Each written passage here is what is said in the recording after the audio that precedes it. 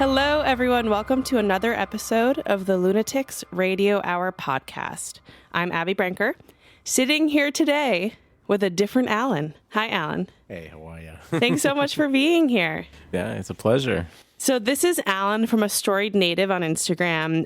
I should let you sort of define yourself, but in my experience, Alan is one of the smartest New York City historians and just an encyclopedia of information. And so we met through Instagram and have talked quite a bit about New York City history, and we thought it would be great to kind of sit down together and do that here. Where shall I begin? I was born and raised in Astoria, Queens. I lived there all my life. When I was about like 7 or 8 years old, my dad came home and he said, "Hey, listen, there's this book I found." I was like, "Oh, what is it?" "It's a picture book on the history of Long Island City." "Really?" And I was like, "Yeah." There's like Astoria's in there, Long Island City's in there. And that was like that spark that got me really into not only just Astoria history, but like New York City history. Yeah. Because as a kid, in school, they don't teach you nothing. They just say, yeah, the American Revolution happened. Now let's go straight into the Civil War. Yeah. Everything in between is pointless. Cool. Me, I'm like, they never teach me about how the city transformed. Right. 4th grade came around, though, and this was the one time where I remember we were talking extensively about New York City's history. And it started off with like how we were not 5 boroughs. We were just a little sliver of land at the tip of Manhattan, and that was always like that until about 1820s when they started moving up. Even then, it was just Manhattan. It wasn't until 1900 that everything around was kind of absorbed into the city of New York. And then my big thing was, what was life like before anyone was a part of New York? These weren't just like boroughs or counties. These were like independent hamlets, towns. Long Island City was its own city, basically, and it was a collection of all these towns. So that's why I was like, I really love to get into this. And it got into this weird little thing where I was looking up all these maps that I found on the web. Library of Congress had all these digitized maps, and then I looked up and I realized, wait a second, there were mansions here. There were a lot of mansions. There were a lot of like communities that now no longer exist. So parts of Astoria were centered on specific spots, and now those specific spots, they were industrialized. So like all those houses, they no longer exist. But I was so curious what was there. And it went onto this rabbit hole ever since then. Yeah, it's so interesting. I can't wait. So we're going to get into sort of 3 specific topics today that we both have a shared love for, which is going to be really, really fun. But before we get into all of the history stuff, we ask every guest this, so I apologize for the cringy questions. But you're good. Have you ever had a paranormal or sort of just like unexplained experience? Yes. Tell us. Yes. Oh my God, yes. Okay, yes. Great. Going back to my backstory, I'm from an immigrant family. My mom's Dominican, dad's Ecuadorian. In a Latino household, it's very, very much intertwined with local legend, local lore of your respective countries. When I was a kid, I always we lived in a house in Astoria, and it was an old house from the 40s. And I always said, man, is this house haunted? Because, I don't know, I always get the wrong feeling. But, as a kid, you never notice things until they were way older. When I was a kid, I saw on multiple occasions a woman in white in my parents' bedroom. And I always mistook her for my sister. Because I always saw her from behind. She had long hair. My sister had long hair. But then I realized, wait a second, my sister's in the other room. I was walking by. For a glimpse, I saw someone in the bedroom. And then I went back to another back room. Then I saw my sister in the back room. I was like, wait, what are you doing here? I thought you were in the bedroom. And she said, no, I was here all the time doing homework. Wow. I go back into the bedroom. There's nobody there. And it scared me ever since. Yeah. But that wasn't the freakiest of things. I think the weirdest encounter I've ever had was when I was about 8 years old. We were all awake. It was a family movie night. We were in my parents' bedroom. I think we were watching National Treasure. We were watching National Treasure, and it was like the ending part where like Nick Cage finds like the big room of treasures. And then I look over to my left, and I look, the lights were mostly off in the house. But I look over to my left, and I see what looks like a black figure, like completely shrouded in black, but it was crawling. Oh my God. On the hallway. I didn't say anything. I just looked at it. I continued watching the movie, but it's been on my mind ever since. Till one day, my mom told me a similar story about when my sister was younger. She woke up one night out of nowhere, and what may have been sleep paralysis. She remembers like she woke up and she was like looking at the time. My dad wasn't home. He worked late at night. He worked at a hotel. and she saw a black figure crawling with this big hat, crawling really weirdly, and she remembers she started like screaming this prayer, and it started running out of the room. Oh my God. And for a while we're thinking, what was that? So I didn't say anything until she told me that story. When I told her the story, it's like, I saw the same thing too. And she said, really? I thought this was sleep paralysis. No, I saw the same thing as a kid. I was 8 years old and I saw it crawling, and oh God. Then we realized, yeah, this house is not haunted, is an understatement. There's something really weird going on here. Yeah. In the final years that I was living there, I saw a lot more things. I had like this big poster of the Beatles. Yeah. And one night I wake up and I just hear it like literally violently shaking, and then just like flew out. I'm like, oh God, it scared me out of nowhere. Another time I was out gaming till like 4 a.m. Yeah. Around like 1 or 2 a.m. I was on the Discord call. You know, everybody's just tired, they're asleep. I'm like, okay, I'm the only one up. I hear footsteps, heavy footsteps walking in the hallway, and I thought they were my mom's. No, it stops on my door. It twists the doorknob. Oh. I had a rosary though, so it never opened. Yeah. And then it twists back, and I hear it walking away. And then I ask everybody, yo, who was in the house last night? My mom was like, I was asleep. I didn't wake up. Yeah. My sister was with her boyfriend. My dad didn't get home till like much later because I think he was working overnight. Yeah. Oh my God. You have a lot of experiences. Yeah. Wow. Yeah. Like, I wish I could say, hey, I'm just embellishing. No, this was sadly my childhood. Yeah, that must have stuck with you. Yeah. So I always tell people, listen, you know, when a lot of people say, oh, I'm skeptical, hey, listen, good on you if you're skeptical. I just can't be skeptical because I saw way too much in the house for me to be skeptical on these spirits, on these energies, you know. Totally. We have a feeling though that little dwarf thing was probably like a curse. Because apparently my mom had beef with my uncle, and we think he may have like done a curse on her. Oh my God. The woman in white though, 99.9% sure. My dad found out when he bought the house that a woman died there. Yeah. The people who lived there were a Greek family. The mom got sick.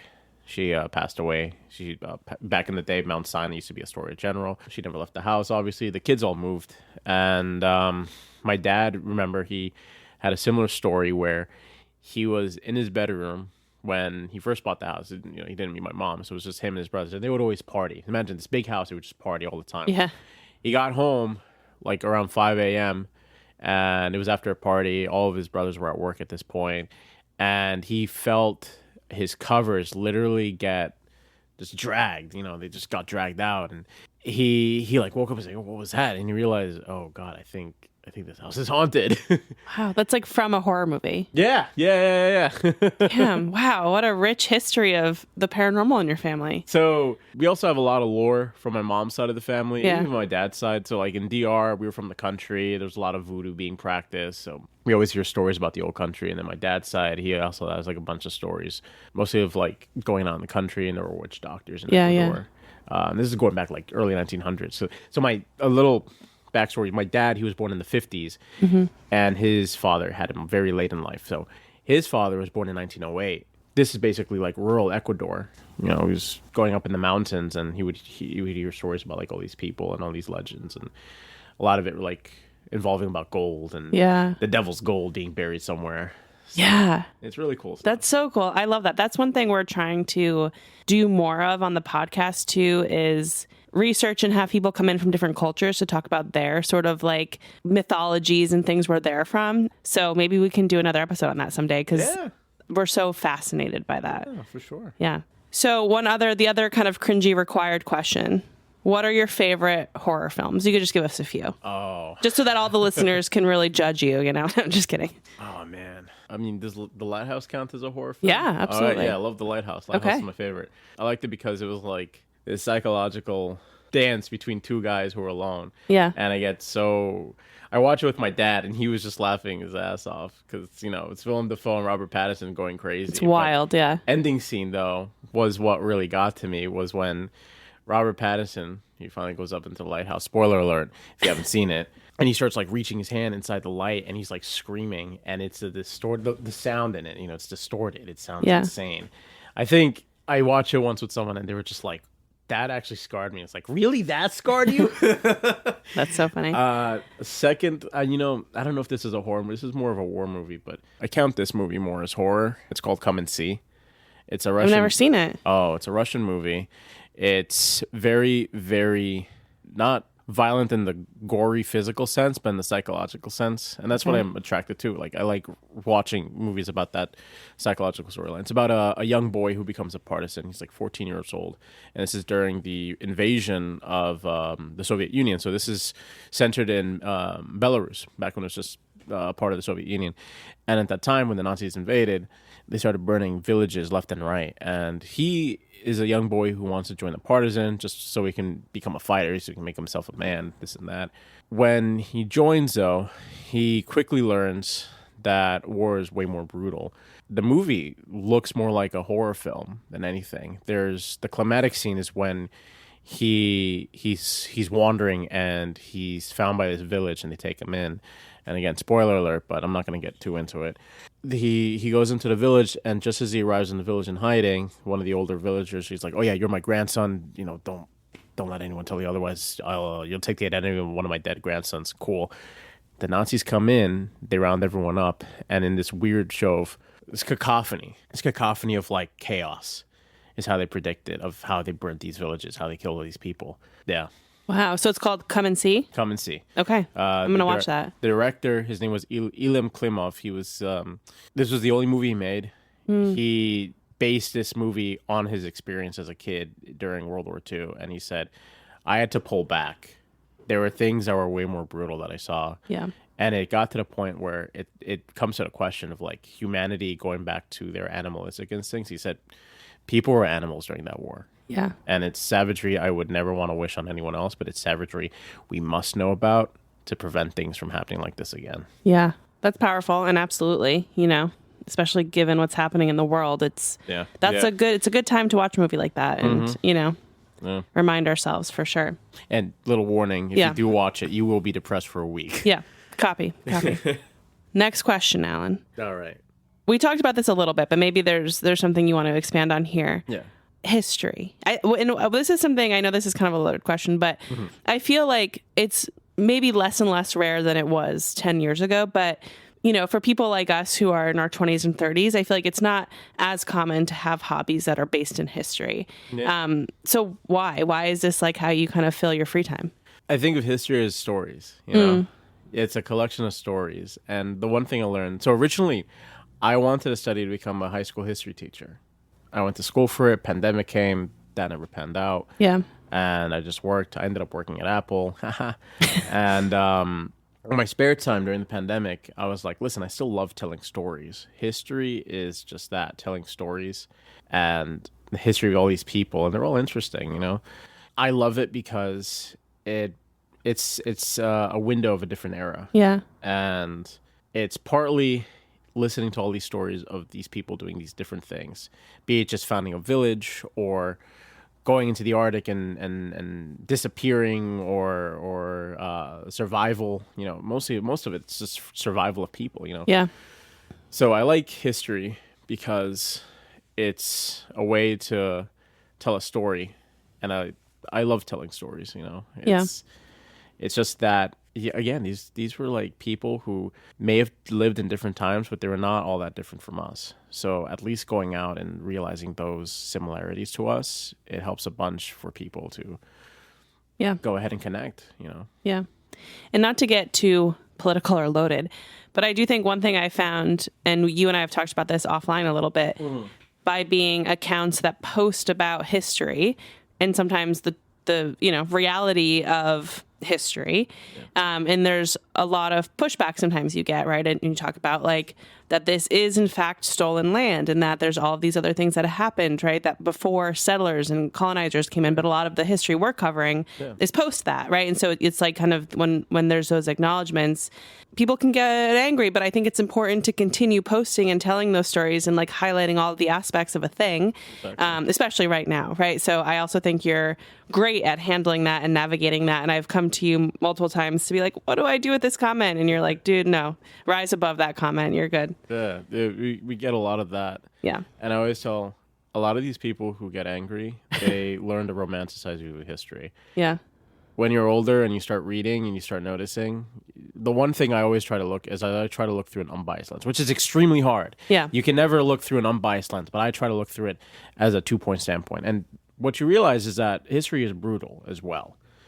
It's, again, going back to the whole stolen land comment, this is stolen land. Yeah. These were people who were here before us who survived basically what became a brutal colonization process that was nearly genocidal. Yep.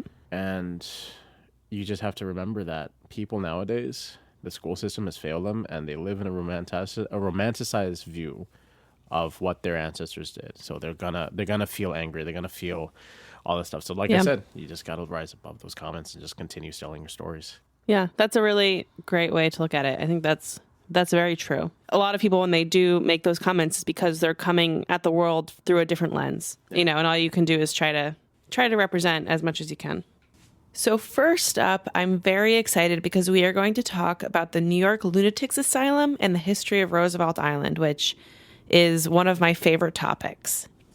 Speaking of comments, actually, the first thing is the New York Lunatics Asylum, which, strangely, you suggested as one of the topics, but also sort of inspired the name of this project. Right. In out of context is not like a great word to throw around, lunatics. However, it's sort of meant to be an homage to people who were labeled as this, right? Or put in these terrible situations before there was this understanding of what was happening. It actually is kind of super relevant for us. And like the story of Nellie Bly and all the stuff that happened there has inspired me since like 6th grade when I learned about it, right? And so that's why there's kind of a connection there for me. And there's lots of posts actually and videos that we've done on Roosevelt Island and some of the stuff we're going to talk about the asylum itself and what it is now. So I will link all of that in the description so you guys can have some visuals to kind of go along with it. And I'm sure Alan has lots of images on his account as well, so we'll make sure to add those. So if anyone isn't familiar with New York City geography, Roosevelt Island is sort of directly between Queens and Manhattan and the East River, and sort of on the, northern-ish end of Manhattan, I guess. It was previously known as Manning Island and Blackwell Island until about 1912, and this island has had many names, which we're going to talk about them. It was also Welfare Island until 1973, and when it finally was renamed to Roosevelt Island. And locals kind of colloquially referred to the land as Ward Island for many years because of the number of hospitals and medical facilities that were housed on Roosevelt Island. And this is something we're actually going to talk about quite a bit in today's episode, that a lot of the islands off of Manhattan became like places to quarantine people or to put hospitals because there was like, a distance from where a lot of the people were living. Also, dating back before colonization, the Lenape people called the island Minnehaha Island. So, round about 1624, 1625, the Dutch, they settle lower Manhattan. They make a deal with the Native Americans. The funny story is how people say, the Dutch, they bought Manhattan for $24. That's not true. They sold things that were about the worth of 60 guilders, hatchets, knives, etc. But the people they sold it to were not the people who owned, quote-unquote, Manhattan, or the people who were around Manhattan. They were just a tribe from across the Hudson, or it was across Brooklyn. They lived in Brooklyn. The tribe that actually owned it was another tribe. I'm bad with names, so I'm not gonna remember it too well, and that's my fault. But the story was that this tribe that was here, they were using it for hunting grounds. They saw the Dutch, like, hey, yo, we want to buy your land. And they're like, cool. How much you want to give it for us? Here, we got this cool stuff. And it was like, cool, all right. And the actual people who owned it found out about this, and the actual people were rivals with this tribe that sold it off, quote unquote. And to say the least, they were pissed. Yeah, yeah. Regardless, the Dutch built the wall. Yep. They built a lot of fortifications. Wall Street, that was where the wall ended, or the wall was. Round about 1633, there was a gentleman by the name of Wouter Van Twiller. He replaced the original governor, Peter Minuet. Wouter Van Twiller was a very, very greedy individual. He had connections. To be honest, this was a recurring theme. A lot of these governors had connections with people who were in the West Indian Company. It was the Dutch version of the East Indian Company. But anywho, they would come to these places, and their sole purpose was not to colonize. It was to make business with the Native American tribes. That's not what always happened. So Wouter Van Twiller, he was corrupt. He was always trying to, scam people into getting him money, and they'll never pay him back. So there was one case where he scammed a local burgomaster, and he never got the money back. So the burgomaesters went after him. So then after that, he tried getting the burgomaster sent back to Holland, and the company found out, and they sent out a report to the company. So they had him recalled. But in this time, though, he wanted land. So one land that he found was the little strip of land that is now known as Roosevelt Island. The Dutch called it Varkens Island, which was a loose translation of Hog Island. Apparently there were a lot of hogs on there. He bought it for himself. Not long after he bought it, he literally gets sent back to Holland to face an inquiry for his corruption. After that, though, there's another gentleman. His name was William Kieft. Kieft was a very, very racist and brutal man, to say the least. Kieft came in with the same intention. Cool, I'm going to be in this post. I'm going to be making some money. But he hated Native Americans. There were at least 3 very, very bloody wars. And one of the most famous casualties of that war was Anne Hutchinson. She was a dissenter from Massachusetts who came down to live in New Amsterdam, because the thing was, New Amsterdam was a very tolerant colony. They accepted everyone because, again, their sole purpose was to make money.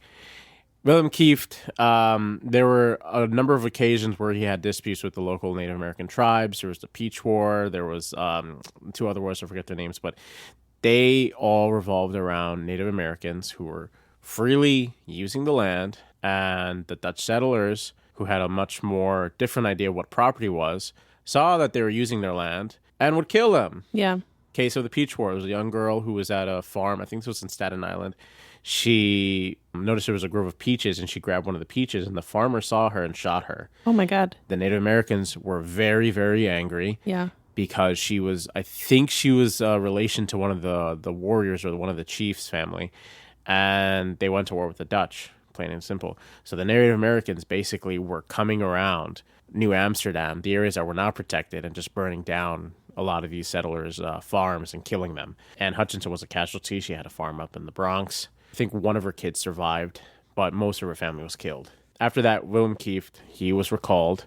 When he was recalled, though, his ship actually got sunk during a storm and he drowned. Wow. I want to say that's karma. Yeah. For oh, nothing, my God. Yeah. So going back to that, Peter Stuyvesant, he gets control. When he gets control, though, he's a lot more like iron-fisted.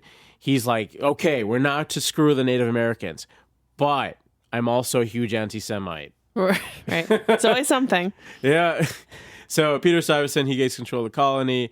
Everyone calls him Peg Leg Pete. He's like this really hulking guy. He was in a war with the English, and he had like a leg chopped off, and he comes around with his peg leg, and he's always like angry, and people are afraid of him. But anywho, 1664 comes. The English are at war with the Dutch Republic again. They come to New Amsterdam and basically say, yo, hand over your colony or we're going to destroy you. Peter Stuyvesant's like, yo, I'm going to fight. And everyone's like, are you crazy? We don't have any guns, man. We ain't doing this. And Peter Stuyvesant was like, okay, I'm going to surrender. Cool. When he surrenders, about 2 years later, colony is renamed New York. It's English now. Varkens Island is taken over, or at least it's acquired, by a gentleman named Captain Manning. Manning was an English army captain. He takes the island for himself, says, okay, cool, I'm going to take this island. It's named Manning Island. Don't you love when a man just takes something and then he's like, and it's called my name? Like, clever. Nice. Very nice. Yeah. Then after that, one of his daughters marries off to another settler family called the Blackwells. The son-in-law, his name is Robert Blackwell. He basically inherits the island, and it's renamed Blackwell's Island. For most of the 18th and 19th century, it is called Blackwell's Island because of the family. The family had a lot of holdings throughout what is now Western Queens. They had a big mansion somewhere around what's now like Astoria Peninsula, like that area between Ravenswood and Astoria. Yep. They had a big farm there. So Roosevelt Island contains many historic buildings. Alan and I go there all the time. My Alan. It's a great place to ride bikes also because it's very contained. I actually have quite a fear of riding bikes in the city, but there's very little traffic on Roosevelt Island, so it's like nice to kind of bring your bike over. But there is Blackwell Lighthouse, there's the ruins of the smallpox hospital, and there is what once was the New York Lunatics Asylum. Now, the smallpox hospital is still sort of standing in ruins. I think that's fair. The lighthouse is great, but the asylum actually has been turned into apartment buildings, but we'll talk about that more. The cool thing about the architecture of the asylum is that the main sort of central entrance was built in the shape of an octagon. So a lot of people also called it the octagon, and I think that's what the apartment buildings are called now. It was first built in 1834, and it was designed by Alexander Jackson Davis. And Davis was known for his work on sort of beautiful mansions and wealthy homes. The hospital received national attention after Nellie Bly tricked the faculty into admitting her after she feigned insanity and was involuntarily committed, which is quite the performance. But after being committed, Bly was kept with the other female wards in the hospital. And she was a journalist, and her intention was to sort of be there undercover and to expose the harsh conditions of being in an asylum at this time in New York City, which she certainly did. She documented her experiences and published them, first in a series of articles for the New York World, and later in a book called 10 Days in a Madhouse, which came out in 1887. Her journalism exposed harsh and inhumane conditions and inspired reform, which we love to see. I'm going to quote from Bly directly because I think it's impactful. Quote, "I left the insane ward with pleasure and regret. Pleasure that I was once more able to enjoy the free breath of heaven. Regret that I could not have brought with me some of the unfortunate women who lived and suffered with me, and who, I am convinced, are just as sane as I was, and am now myself." End quote.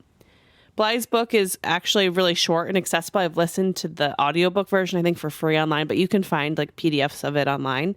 But again, just kind of a warning on all this. Some of the language used in it is a little bit outdated. So just so you know, going into it. But if you do read it, you'll notice that she refers to Roosevelt Island as Blackwell Island, which it was called during her time.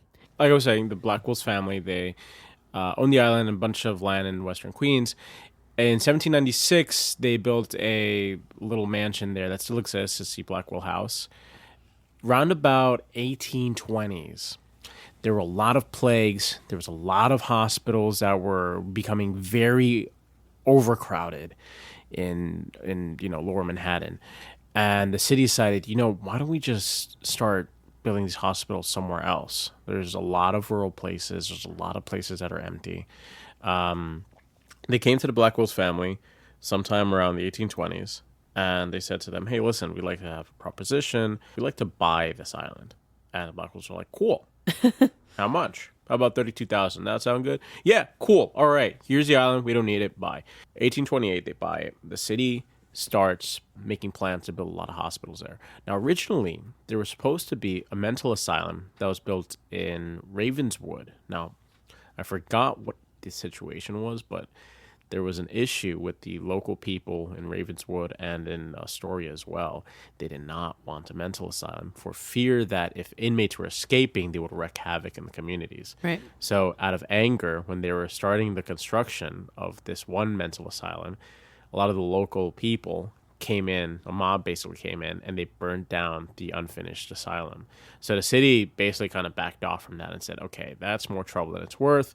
Let's just buy this island. They bought the island. Then they started building the New York Lunatic Asylum. So the Lunatic Asylum is designed by Alexander Jackson Davis, who also designed some of the mansions in around New York City. He builds this Lunatic Asylum.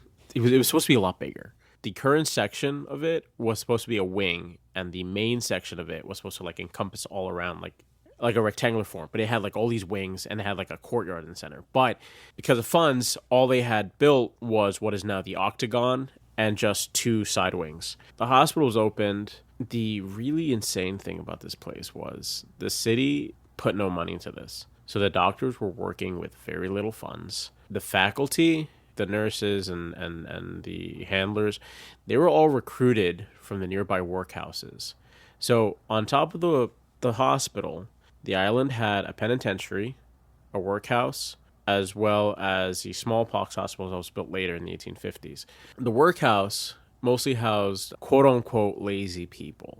People who were destitute, people who did not pay taxes, or whatever they could find a reason to find to arrest poor people and put them here. They would do it. They would send them there.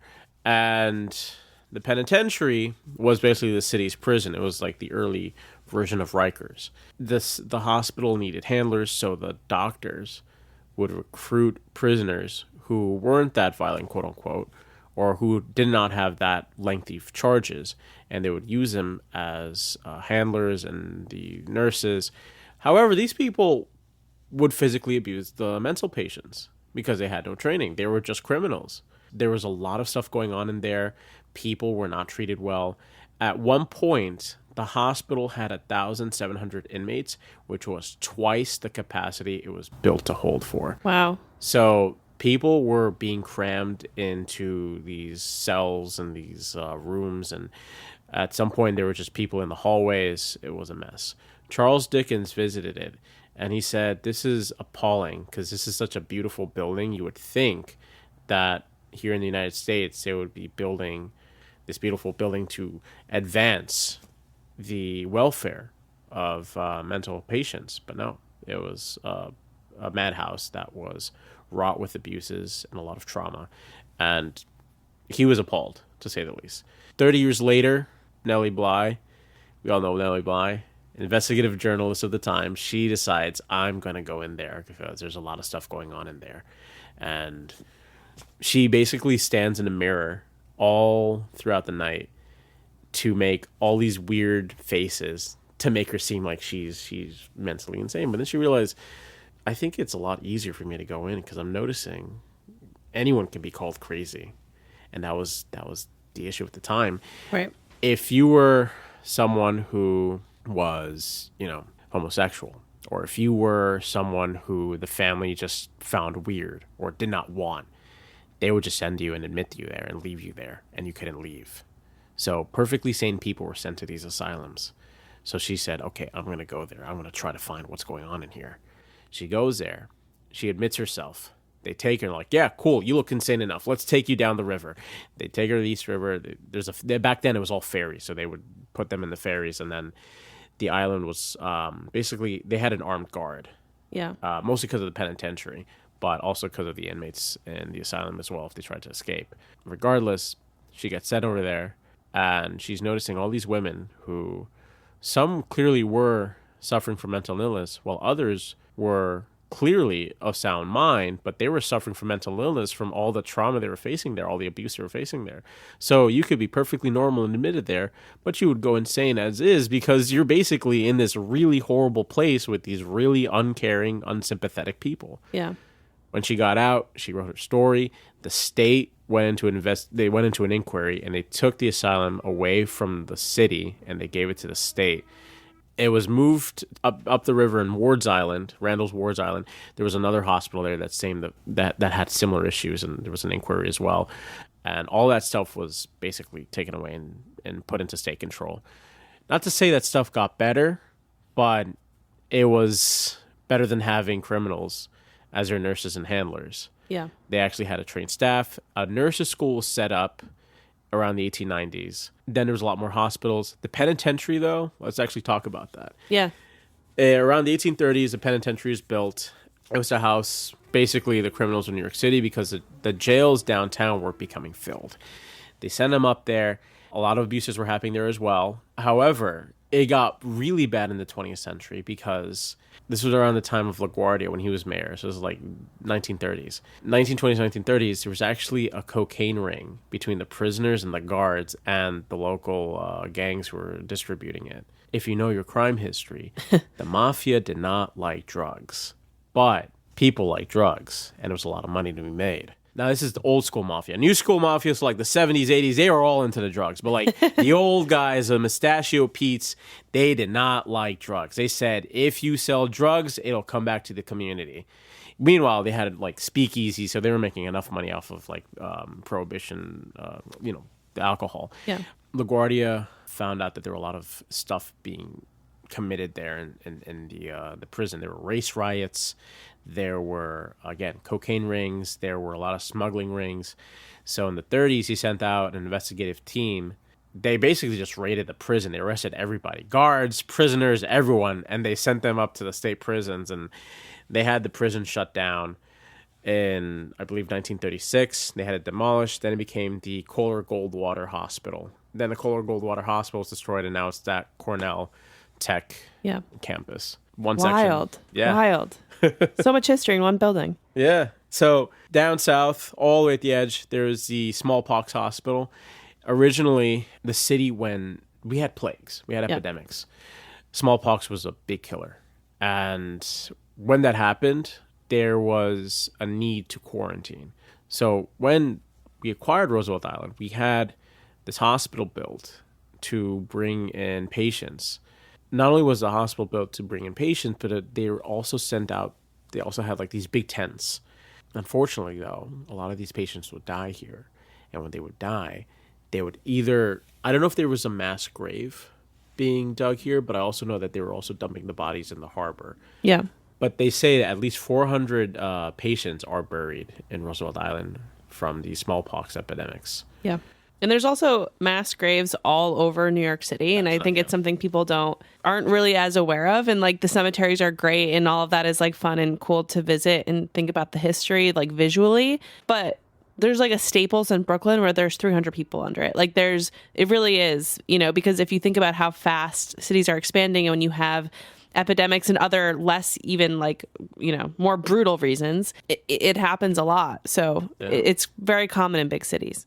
Like the biggest one that we all know is Washington Square Park. There's a big mass grave down there. At least 10,000 people, if not more, are buried there. And it was because people who did not have money to own a plot in a cemetery, they were basically put in a common grave. Yeah.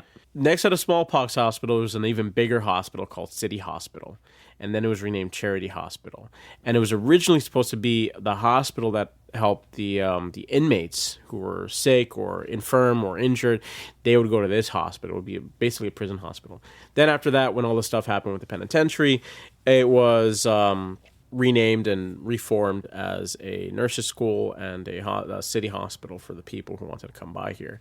The nurses' school was established, and the smallpox hospital ceased being used as a quarantine because at that point, quarantining wasn't that a necessity because now there was advances in modern science. Yeah. They moved the facility, though, for quarantining people to North Brother Island, and we'll get to that later.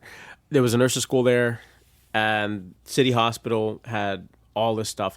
If you go to Roosevelt Island, you'll still see the ruins of the smallpox hospital, but you'll notice there's like pieces of architectural stuff like stones and columns. All this was from the old City Hospital building that used to stand. It was torn down around the 90s, even though it was landmarked, because structurally it was gone. Yeah. There's another part too in that area. There's a laboratory that's actually well preserved, and it's called the Strenker Memorial Laboratory. It's built in 1995. Yeah. As late as like the 60s, people who used to sneak over there, my dad was one of them. He used to sneak into the facilities over there and used to get high off of his rockers. They remembered that they used to go into the laboratory or into parts of the hospital, and they would still find jars of human limbs. Wow. And they would use them for research, of course. But it's pretty daunting if you're like exploring these places and all you find are like preserved human limbs. Yeah. My dad came there in the 70s. By this point, it was all abandoned. All these hospitals started getting closed off in the 50s, and they were moving them out to Queens, Brooklyn, Manhattan. So I know the operations from like City Hospital, they moved them to Elmhurst, which is now Elmhurst Hospital, as well as the operation in the nurses' school in what is now the Octagon, that used to be the Lunatic Asylum. They moved them out to Elmhurst as well. Jamaica Hospital, all those places were being built. All the operations were being moved away from Roosevelt Island. In the 60s and 70s, this island was essentially abandoned. There was a bridge already being built in the 50s. It was the Roosevelt Island Bridge. If you can access it through 36th Avenue. That's how you get to the island by car. Back in the day, if you wanted to get to the island, it was either by ferry or when they built the Queensboro Bridge, you could actually take your car and go to an elevator No way. There was a building, they call it the Upside Down Building. The entrance was all the way at the top floor where the Queensboro Bridge roadway is. And you would take your car or you would take the trolley and get off and you would walk into the building. And there was this big service elevator that you could fit a car under and it could bring you down into the island.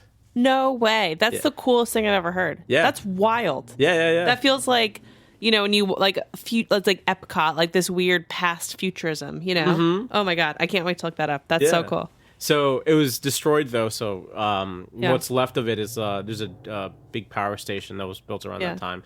But the 60s though, even though like the island was abandoned, people still could get across it. And when you got across it, you would see all these abandoned hospitals. And at this point, they were like well over 100, 150 years old. There's the hospitals. There was a workhouse that was still extant. There was the Octagon, which was falling in ruins. Round about the 70s, developers started going into the island. They started destroying a lot of the hospitals to build residential housing so they can build it into a community. Yeah. And because the island originally was called Blackwell's, they changed it to welfare because of the amount of hospitals. In 73, they decided to change it to Roosevelt Island because they said, we want to get rid of the past, that this was a very, very much a dark place. Yeah. If you notice around like Main Street and Roosevelt Island, there's a lot of like buildings built in the late 60s, 70s. They have that very brutalist look. Mm-hmm. My dad knew a kid who lived there, and they used to go and hang out by the ruins. And one night he was like, yo, let's go to the ruins, bring all these like people in. I was like, yeah, sure. My dad goes into the city hospital in the ruins, and he says, mind you, we were high, but I wasn't that high. And I could have sworn I heard footsteps like walking on the top floors, and there was nobody there. Like there was no such thing as squatters. It was just abandoned ruins. There were just people who were like them. He could have swore he heard footsteps. He could have swore he heard things were opening and closing. He could have heard things that there were other people that probably were not people. They were probably spirits of all these patients that died there. But yeah, insane stuff. Yeah, I love that. I love also that you have all these family stories about it too. You know, I love that. Yeah. My dad was here from the 70s. You know, he was like 20 when he moved to New York City. He spoke very little English, but he was like really much a charismatic guy. He loved making friends, and that's how he got to know most of New York, because he went to the Bronx in the 70s, and that was a war zone. Yeah. And the only reason why he survived going into the Bronx and not getting mugged or worse was he always wore this big, heavy, black John Travolta leather jacket, and he always had like these sunglasses, and people looked at him like, yo, that guy's probably like a hitman. Let's not fuck with him. There you go. Who wore a costume. Yep. So, cool part too about the island, if you go at the northern edge, there is a lighthouse. It's called the Roosevelt Island Lighthouse. Originally, though, it was built in the 1870s. It was called the Blackwell's Island Lighthouse. There's a story that our friend Chris actually did. In the Lunatic Asylum, there was a patient, I think he was an architect, and he had this very big fear that the British would invade New York again. And this was about 50 years after the War of 1812. So there were some fears to it, you know, there was some truth to his fear.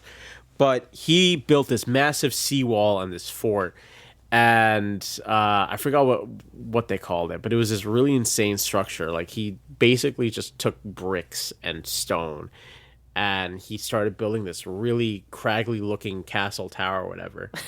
And back in the day, the lighthouse actually had its own island. They like filled it in a couple of decades afterwards, but to get to the fort, he literally had to like wade through the water and then build it, and then he had this bridge set out. And oh, cool. I didn't know that. I believe Harper's Ferry made an article about it. Yeah. 1870s come around, they decided to build a permanent lighthouse. His little fort was demolished, and the lighthouse was built using the same material that every other building in the island was built. So you'll notice, with the smallpox hospital, the Octagon, and the lighthouse, they all have the same material. It's this bluestone that they mined directly from the island.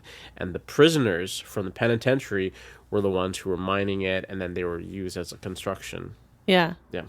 So interesting. The lighthouse was abandoned, I think, in the 40s, because they also had a light station on Astoria as well. There was another lighthouse that used to stand on what is now the Whitey Ford Field. Now it's just like a little light. Sometime when the island was becoming a residential community, they started like fixing up the lighthouse. Recently, they remodeled it again, and the cupola at the top, it looks like the original cupola used to be there in the lighthouse. There's also a memorial for Nellie Bly at the edge as well, which is really nice. Going back to the Octagon though, so the Octagon, when it was abandoned in '57, in the inside there was this really beautiful spiral staircase. It was all wood. When it was abandoned though, all that stuff was basically decaying and rotting, and it just had to be torn down, sadly. But the exterior was still extant. They destroyed the wings, but the exterior, the Octagon itself was still extant. When I believe it was 2005, there was plans to build a condo there. I have no idea why they would choose such a place, but they did it. Where the wings used to be, that's where like the residential units are. Yeah. And the Octagon serves as the lobby. They reconstructed the mansard roof, and it looks beautiful. And, you know, it's one of those things where I say, I don't know why they just don't do this to new buildings now. They add the original element of these architecture of the city, you know. It's all just blocks and blocks of glass and all this stuff. Because it's so beautiful, and it's like such an homage to the history and like everything that happened there. But I do think it's a little ironic that it's like a very luxury apartment building now. But better that than nothing. Yeah. And it, it's providing housing and stuff for people. But it's very beautiful, and it's cool to be able to go to it and be like, this is what this was, and we're not going to forget about it. I actually went inside of it, as you know, in the lobby. Yeah. There's still a spiral staircase. They kind of recreated that, but it's all cast iron instead of the original wood. Yeah. But there was this cool little exhibition I saw. This was years ago. They had a really nice Edward Hopper. He's one of my favorite artists. He made this really nice painting of Roosevelt Island when it was originally Welfare Island, and there's a view of the Octagon. And there's like this little speedboat, and then there's like the view of the Queensboro Bridge, and then you see the Octagon with all these buildings still like standing that used to be part of the hospital complex. And I saw it there, and I was like enamored with it. I was like, wow, it was a beautiful painting. Yeah. But yeah, one of the things I've noticed though online, some people have talked about people who lived there. When it was built into a condo, etc. People with dogs who lived in that building have noticed that their dogs always act funny when they're walking by the building. Wow. The building apparently is probably haunted. I mean, loaded, I'm sure, with like trauma and energy and all of the shit that happened there. A lot of that stuff, gets attracted. Yeah. Dark energies, they attract a lot of like really nasty things. So people with dogs who live in that building, they always say their dogs act crazy. They start barking at random things, especially when they walk by the Octagon or when they're passing through the building. Okay, so, and I still like maintain that Roosevelt Island, if you're coming to New York, you don't know what to do, you've done all the big sort of tourist things, like Roosevelt Island is certainly worth a visit, and it's got so many awesome things to explore and learn about.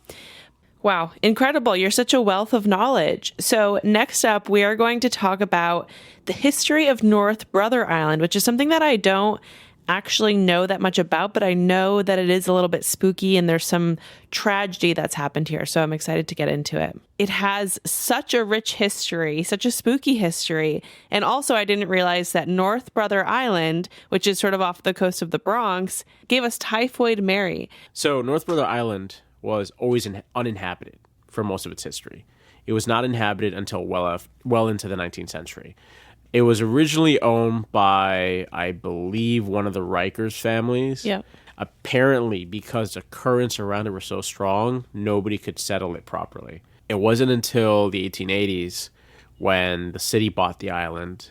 At that point, steamships and waterway travel was a lot more sophisticated than just sailing a little sloop onto the island. So they said, yeah, we need to build this island. Cool. They bought it to use it as a hospital. One of the first hospitals built there was Riverside Hospital. That was around 1887. Previously, though, the first building built there was the North Brother Island Lighthouse in 1869. Because, again, there's currents, there's an island there. They needed a navigational light to make sure ships aren't running aground. 1887 comes. They built a hospital there. They started building more. 1890s, they started building... the hospital basically was covering 3 major diseases. Pneumonia, typhoid, and I believe smallpox.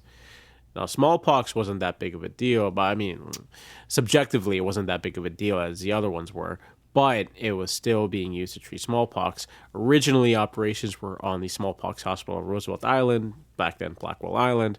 They moved it here. Around 1900, a woman named Mary Mallon, she is an Irish servant. She's middle-aged. She's not married. She is working in various homes. The interesting thing about Mary Mallon is she's a carrier of the typhoid germ. Now, that doesn't mean she has it. She has no symptoms of it, but she's infecting everyone else around her. She's a cook. She's cooking for these, upper middle class, wealthy families in Manhattan. And out of nowhere, all these families get sick. Why are these families getting sick? Now, unfortunately for the time, it's going to gross out a lot of people. People did not know how to wash their hands. People did not wash their hands, period. People did not know about sanitizing their hands before preparing meals. So people would basically make meals with their dirty hands. She's a carrier of typhoid, so that makes it 10 times worse. She's cooking for these families. They're getting sick. When they get sick, she basically leaves, or she gets fired, or whatever. She goes to another job. Hey, I'm a cook. Cool, we need a cook. Nobody knows her backstories. They say, oh, I have references, this and that, but nobody really looks into it. After a while, the state starts noticing, or I should say the city's health department starts noticing that there are people getting sick and they're dying. And it's common amongst the upper middle class. And they're just trying to find out, why are they getting sick and dying? And then finally, there was this one woman, I forget her name. Oh, God, I forgot her name. She's working with sanitation. She's working with the health department. She's like, okay, I'm going to find out who this is. And there's this whole team trying to find out the cause of why these people are getting sick. And then they trace it back to Mary Mallon. And they tell her, hey, have you worked in these houses? Yeah. Cool. Yeah, arrest her. Wait, what? Yeah. So they arrest her. They conduct some tests on her in Bellevue and all this. And then they're like, oh, God, what? This is weird. What? She's a carrier of typhoid, but she has no symptoms. That's insane. And then they put two and two together and realize, okay, since she was a carrier, she was basically getting all these people sick. Yeah. Now, unfortunately, though, Mary Mallon, she was an Irish immigrant who's in her 40s. She's unmarried. If you're an unmarried woman in 19th century New York or 19th century anywhere, you basically had very little means to survive. You basically had to find whatever was easy for you. And cooking was a good source of income for Mary Mallon. They told her, you cannot cook. All right, you can do anything else, but you cannot cook because you're going to keep spreading this infection. Mary Mallon's like, cool, I need a cooking job regardless. Yeah. So she starts applying under different names. The same thing happens again. Families are getting sick. People are dying. The city health department, they figure it out. Oh, God, it's Mary Mallon. Finally, they tell her, listen, you're a public menace. We cannot have you on these streets. You're basically infecting all these people. We're going to send you to North Brother Island. And she's like, no. It's like, no, that's it. I'm sorry. You basically did not heed our warnings. You're going to have to be quarantined in North Brother Island. She basically was sent out there, kicking and screaming. They were bringing her kicking and screaming, conducted some testing, told her you're going to have to live here for quite a while. We have to do some research. She basically became a lifelong resident of North Brother Island because she was not allowed to go back into the city, period. I think she died there around 1937. What's really nice, though, is that I think after about a year or so, when they kind of concluded that she was going to be here lifelong, they built a little cottage for her. They had furniture. They had a little bookshelf. She had her own little house there. Yeah. And she was basically this really, really iconic piece to the island. This is a lifelong person who was just living here. 1904 comes around. There's an excursion steamer by the name of the General Slocum. Mm-hmm. I know some of you probably know it. St. Mark's Evangelical Lutheran Church in the Lower East Side, in what was then called Little Germany or Klein Deutschland, usually do excursions to Ian's Neck, Long Island. There's a picnic ground over there. And they, usually around May or June, they have the parishioners get on this boat and they basically just have a picnic, congregational picnic, and everyone's bringing their families. It's mostly women and children. Some of the men come by if they can, because back in the day, a lot of men really couldn't take off for this stuff. If your work said, hey, if you take off Sunday, don't bother coming back in Monday. Yeah. So it's mostly women and children. They've been doing this for about a couple of decades since their inception. 1904, they rent out the General Slocum for use to bring the families from Lower East Side all the way up to Long Island. The excursion's going well. The steamboat's chugging along the river. When it hits Queens, a fire breaks out. The captain is warned that the fire has broken out, and the first thing he says is, "Don't bother me." The fire starts spreading around. Some of the crew decide to put it out themselves, and they notice that the hoses that they had were not inspected. They were actually obsolete. They were basically just, when they tried using it, they basically would just tear apart. Right. Maritime law dictates that when you have certain things, facing the elements, you have to replace them. So like hoses, Right. they had to be replaced. They were not being replaced. Then they tell the captain again. The captain's like, okay, cool. We need to keep this boat running. His idea was he was going to run it aground so he can get everyone out instead of like having everyone jump out of the boat. But regardless, people were panicking. So people started grabbing the life jackets. The scariest thing, when I was a kid, I was reading this. Women and children were on this boat, mostly. Mothers would put life jackets on their children and throw them overboard. And then they would notice the life jackets would rip apart and the children would sink. The even sadder part was these life jackets had like lead in them. Oh my God. And they basically were just dragging people into the water because for whatever reason, the cork would disintegrate. And I'm guessing the company, through malfeasance or negligence, they would just put in lead to make it look like it's still a usable life jacket. So when the inspectors came, it was a mess. That's so tragic. When they were passing by Astoria, there was a story of this one postman who was on his bicycle on Shore Boulevard. Back then it was just called Shore Road. He saw the burning ship and he saw these families basically jumping into the water and drowning. He got so mad, he basically just ripped off his clothes and started running toward the water and started tried swimming out to them. And he couldn't because the currents were so strong. If he went out there, he would drown. But it was something that he was so frustrated and it was agonizing to look at. Yeah. So a lot of people in Astoria were noticing the ship on fire, and then they saw this agonizing scene of families just drowning in the water. And people back then did not know how to swim. Swimming was mainly for sailors. Right. If you were working in a maritime industry, you knew how to swim. And that was still, even then, not a lot of people knew how to swim. A lot of these women and children were basically panicking in the water, drowning, or if they didn't want to drown, they basically stayed on the boat and then they would burn alive because the fire was spreading rapidly. And while this is happening, the captain, his name was Schenk, he basically was still going on like nothing was happening. He tried getting this boat aground. Finally, at this point, the crew was ordered to abandon ship and they take the one lifeboat, or I don't know how, but the crew basically abandons everyone on board. And the ship is burnt up to a charred remain. North Brother Island's nearby. A lot of the patients and the doctors and the nurses, they all start forming up a rescue party, only to realize there's no survivors that are washing up on the shore. It's mostly just charred remains. So Yeah. they had to drag all these charred remains and put them on into a field and line them up so the city can come and identify them. I think there was a few hundred survivors. I think it was 300 something, right? Yeah. But there was 1,000 casualties. About 1,200 or so, something Yeah. like that. But yeah, it was 1,000 casualties, 1,000 people who were killed. Mary Mallon was one of the people who was rescuing some of the survivors as well as bringing in the bodies washing up on shore. There's a very gruesome photo I saw when I was a kid as well. I learned that as a kid. There's two photos I saw. One of them was a picture of the shoreline on North Brother Island just filled with bodies washing up. Another one was of a field just filled with bodies covered in tarp and being tagged by city workers because they were going to send them out by ferry from North Brother Island back to the city morgue. The sinking was one of the worst in history at that time, up until the Titanic in 1912. It was still one of the worst in the city up until 9/11 in terms of loss of life.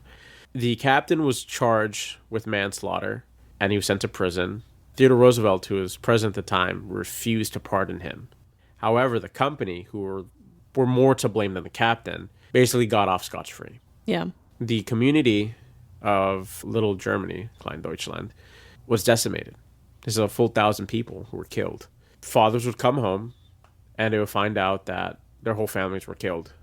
And some of them committed suicide. Others decided to just leave, period. What was left of the German community went up north to Yorkville, and Little Germany ceased to exist by 1910. The St. Mark's Evangelical Lutheran Church remained conducting services well until the 40s, then it became a synagogue. By then, Lower East Side was mainly Jewish. It's really daunting to realize how this one disaster basically wiped out a majority of the community. Yeah. It's so tragic. And again, it's like something I feel like a lot of people don't know about New York City history. And it's such a huge, like I had some awareness of it, but I think mostly from Chris, to be totally honest, from Buried Secrets podcast. And I grew up kind of somewhat locally, and it still was, totally new information to me. So I think it's great that we're able to, obviously it's a terrible, terrible thing, but it's important not to forget about this kind of stuff and to make sure, it's kind of shocking that there's not huge memorials to it anywhere in New York.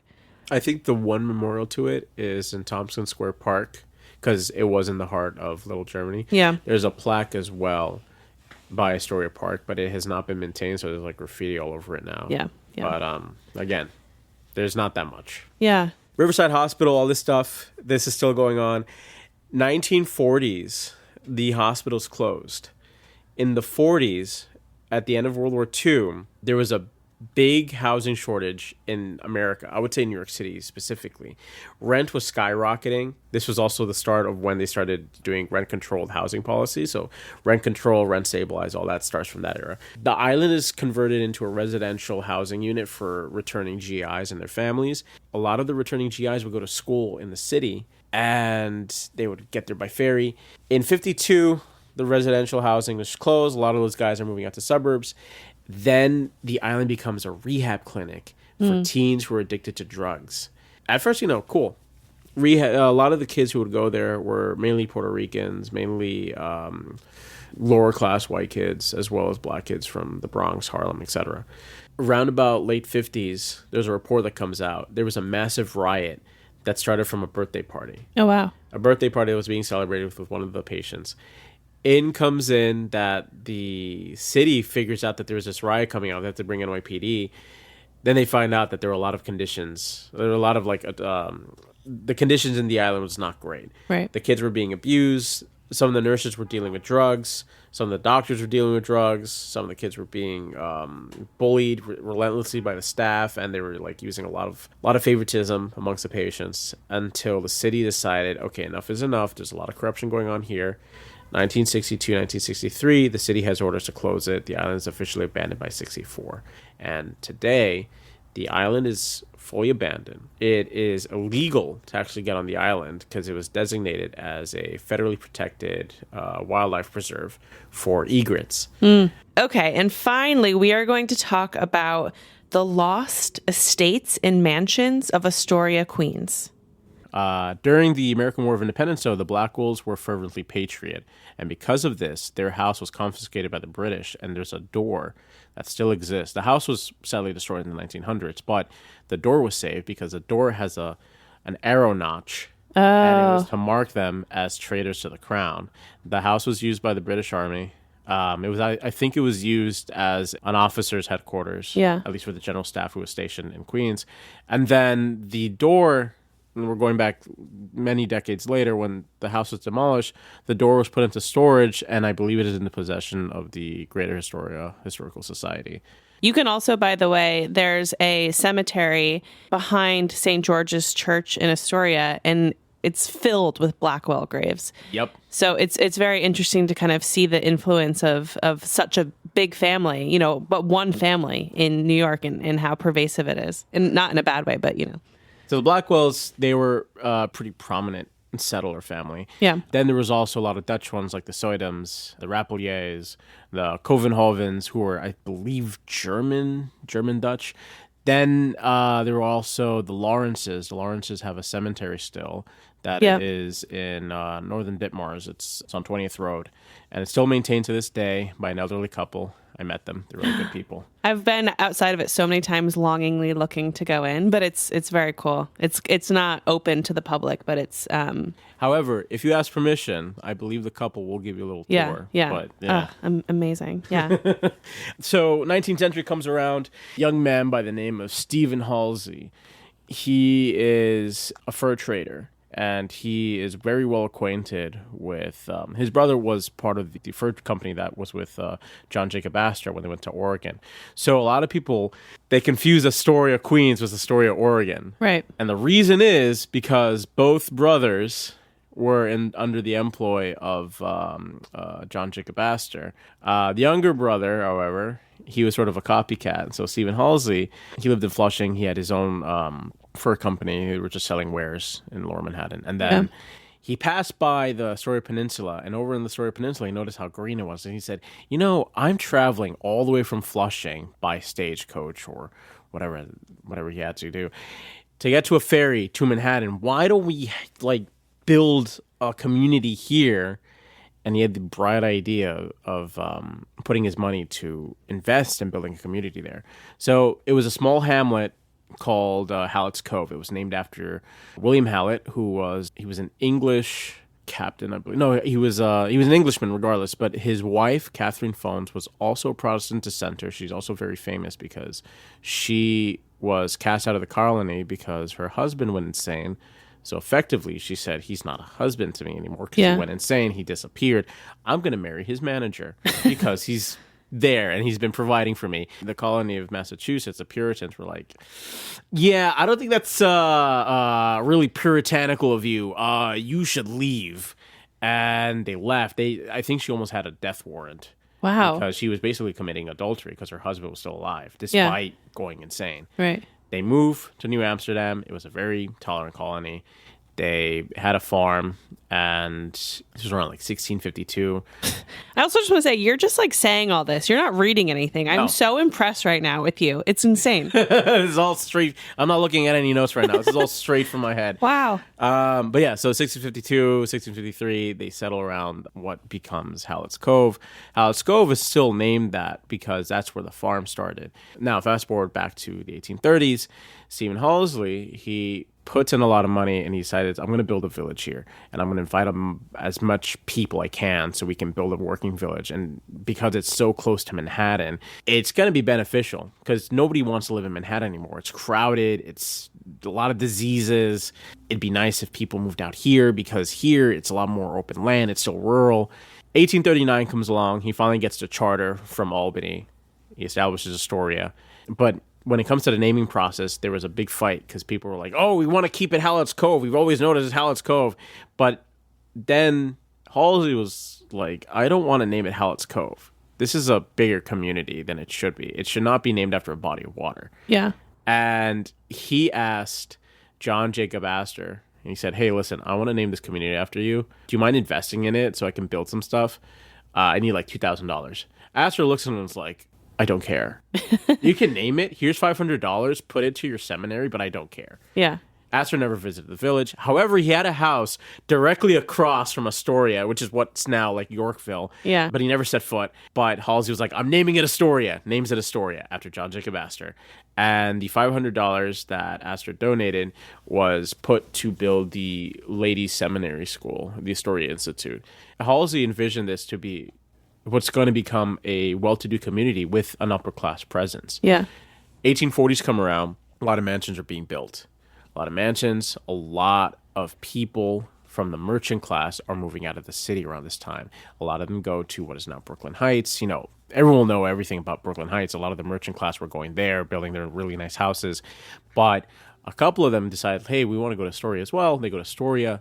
There's a lot of land there. They start building a lot of mansions over there for them. There was another community down south, which still exists. It's called Ravenswood. Ravenswood was also, with that same intention, of building a high-class community for the merchant class.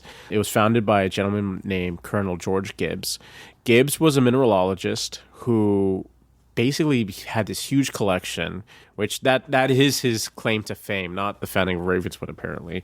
He builds a house in what was then called Sunswick. He names it Ravenswood. A lot of people have no idea why, but Gothic romances were a big thing back then. I was going to say, it's so Gothic. Yes. It's like Ravenswood. That sounds like it's a, 1900s novel about like a woman in a turret, Yeah, or like an Edgar Allan Poe novel, something like that. So he names it Ravenswood, and there's a bunch of differing backstories to why they call it Ravenswood. One of them was a bishop in Asheville, North Carolina. His name was Ravencroft, and he decided to name it after him. That's one story. Another one is just he probably got it off of a book. And, regardless, he lives there.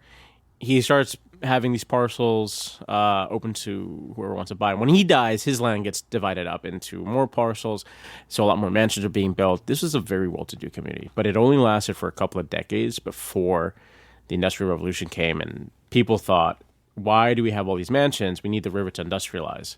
So all these mansions were destroyed so they can industrialize the waterfront. That didn't happen too much in Astoria. Astoria's mansions were still present well until the 20th century. Stephen Halsey has a community now. It starts off with 80 people at best. Yeah. Going up to 100. And it's kind of spread out. Parts of it is centered around where the Astoria Peninsula is, which is where the Astoria houses are. That's where it started. Another part of it's centered more by Broadway and 21st Street. And then another part of it's centered way out by the Bowery Bay area, which is, again, just small hamlets. From the 1840s, let's say 1870s. 1870s come around. Down south, there is a small town, I should say, called Hunts Point. They decide, we want to make a city. Let's incorporate all these villages nearby, and we're going to become Long Island City. Long Island City is made, and Astoria is a part of it. Long Island City, funny enough, had a history of corruption. There was a gentleman by the name of Battle Axe Gleason. He was a mayor. He was very corrupt. He was very larger than life.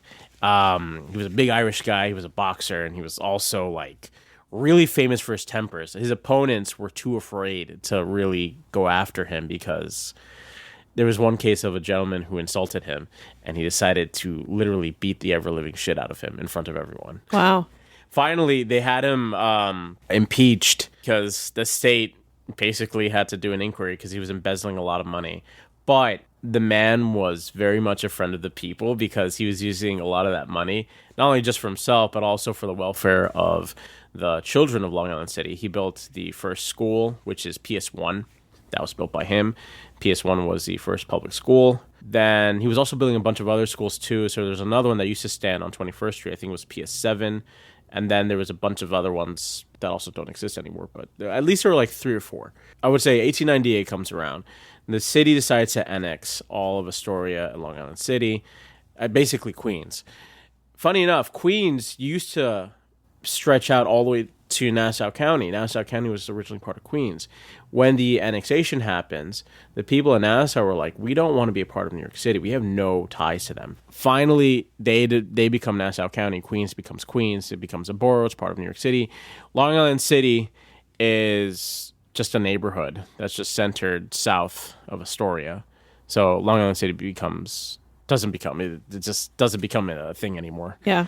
1900s come, and Western Queens becomes increasingly industrialized. So going back to Ravenswood, all these mansions on the waterfront, these big, beautiful mansions, they're abandoned. They're getting bought out and destroyed, or they're getting bought out and they're just being used as offices for factories, and they're building docks and piers, and a lot of industries are being built here. Long Island City becomes increasingly industrialized to the point where I think Standard Oil had a bunch of factories and refineries down there. They also had a bunch down by the Newtown Creek. Yep. They were pretty much the originators of why that creek is polluted, because they used to dump a lot of sludge and refuge and all this stuff.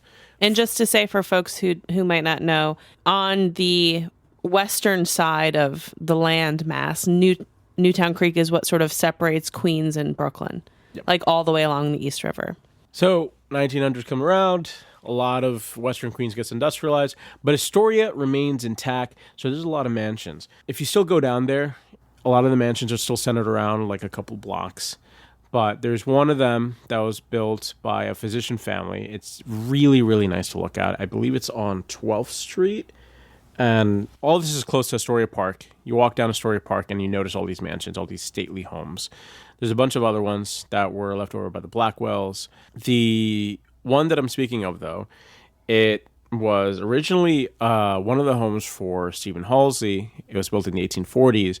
The mansion was then bought by the Bailey's family around the 1860s. By then, Halsey was just like selling off his land, and I think he died in the 1870s. But the Bailey's family there were three brothers. They were physicians, and one of them was a dentist, which is funny enough. And they had their practice set up in their mansion. The mansion was then, through a period of owners, it was still intact as this one big house. In the 80s, I'm going to say there were a couple, two gentlemen, they bought it. And they were really, really big into antiques. So they furnished the hell out of this thing. But not only that, they really renovated it. And it's still like that. It's still beautiful. It has these beautiful wrought iron gates in front of it. And you think, oh, God, who lived here? I believe they call it Tara from the Gone with the Wind book. Right. They named it after Tara. But if you ever walk down there, that's one of the mansions that's still there. Another one, too, is the Robert Moore Blackwell House. It is now an Orthodox church. The church still uses the mansion as their sanctuary. It's also on the corner of, I believe, 12th and 27th Avenue. Right around there, you'll also find St. George's Church. St. George's Church the parish was founded when Astoria was basically founded. And the original church, though, was burnt out in a fire. So the current church was the second iteration. Which is so common with most, like, still standing historic churches in New York City. Often they originally burnt down and then were rebuilt later. And it's also like sort of similar, like there's a bunch of Gilded Age Manhattan mansions that, like, you know, went by the wayside or were totally demolished or were turned into like museums and things, like the Frick collection and the Morgan collection here in Manhattan. Right. But it's really cool to learn about these mansions and where they exist in other boroughs, you know, because I think it's sort of it's less talked about, you know, so it's cool now that people can take this and kind of go on walks and walk by and see kind of the pieces of history that are still standing in Queens. Right. So then there's another mansion, and this one was actually one of my favorites. Unfortunately, it does not look good anymore. It used to look really nice back in the day. This was the Robert Benner Mansion. It was owned by a lawyer by the name of Robert Benner, who lived here with his family. His two sons also became lawyers. He was, interestingly, a part of the Astoria and Ravenswood Horticultural Society. And they were basically just landowners who had gardens in their land, and they would find flowers from all around the world and just plant them and grow them. And then they would showcase them in these conventions that would happen in the neighborhood. The Horticultural Society existed, I want to say, from at least 1860s well until about 1880s, because a lot of them started dying off and a lot of those lands were basically sold off. Yeah. Robert Benner, though, his land, I should say, encompassed all the block that 14th Street is. By the 20th century, so like I want to say like 1910s, 1920s, when Astoria was increasingly becoming a lot more populated, there was a population boom because the construction of the Queensboro Bridge and the Astoria Elevated, which is now the N and W, it brought a lot of people coming to Astoria. So a lot of developers were like, hey, we need to build a lot of like houses, apartment buildings. And a lot of these lands were being parceled off to build these row houses. By the 20s, the mansion was basically stuck in this little corner. Yeah. But it was still beautiful nonetheless. His gardens were still kind of there. There was this big tree that he probably planted that was there for many years until, I want to say, the 90s. Family bought it.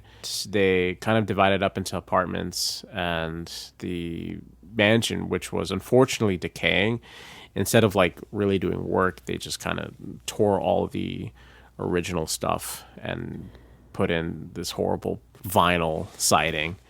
Ugh, tragic. The front yard, which there was a lot of beautiful like flowers and there was this big tree, they tore all that up and they made it into a parking lot. But sad. I knew this one guy I used to know as a kid growing up. He lived there, and he told me in the basement apartment, there's actually this big arch that's bricked up. And he thinks, and he got confirmation from the Astoria Historical Society, that that big arch was actually an entrance to a passageway. And one of the things I realized was all these mansions were connected by tunnels, and they probably still exist. That's like, you just gave me chills. That's like, why? Exactly why. So my theory is they were built as service tunnels. Sure. All these tunnels were connected to a dock. They used to stand at the end of Hoyt Avenue. A lot of the shipments that would come in, like supplies, a lot of the servants would go through these tunnels, collect them, bring them through the service entrance so they don't bring them through the front door. Back in the day.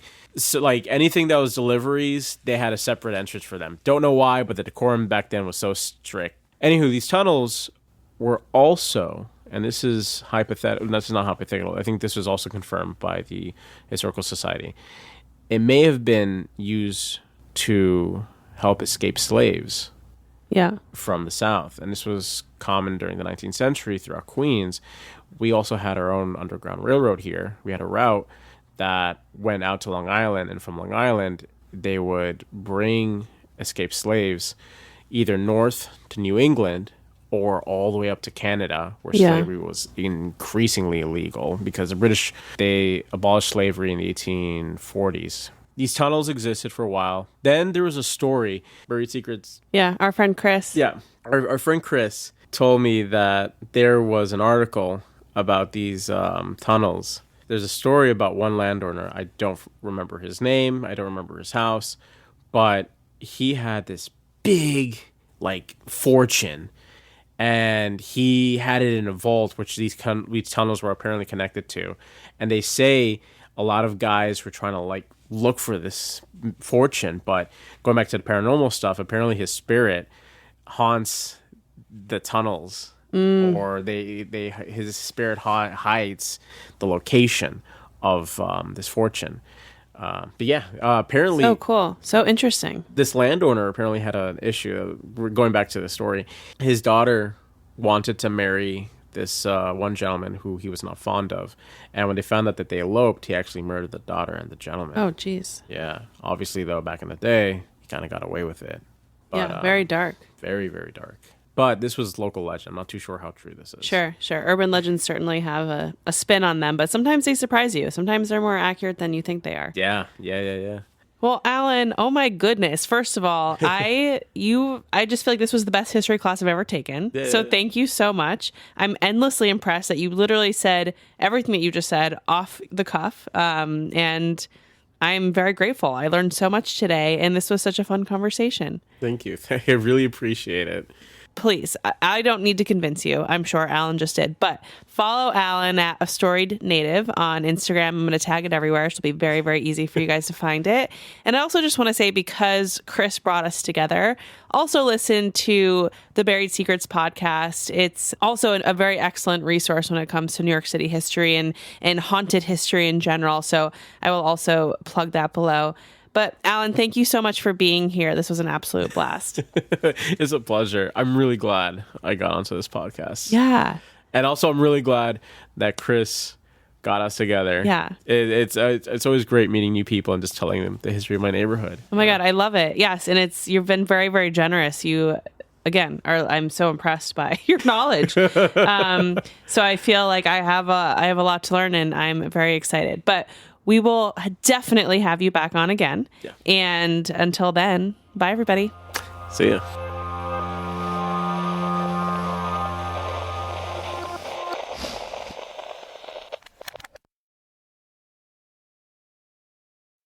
Thanks for listening. If you'd like some bonus content, consider supporting us on Patreon to access our patron-exclusive podcast, Horror Movie Club. Also, head to lunaticsproject.com to check out our spooky merch and apparel. You can find us at Lunatics Project on Twitter and TikTok, and The Lunatics Project on Instagram and YouTube, where you'll find our short horror films, cemetery tours, and so much more. And please rate and review. A little feedback goes a long way to help us grow and get more content out there. Our cover art is by Pilar Kep, and musical bumpers are by Michaela Papa and Jordan Moser.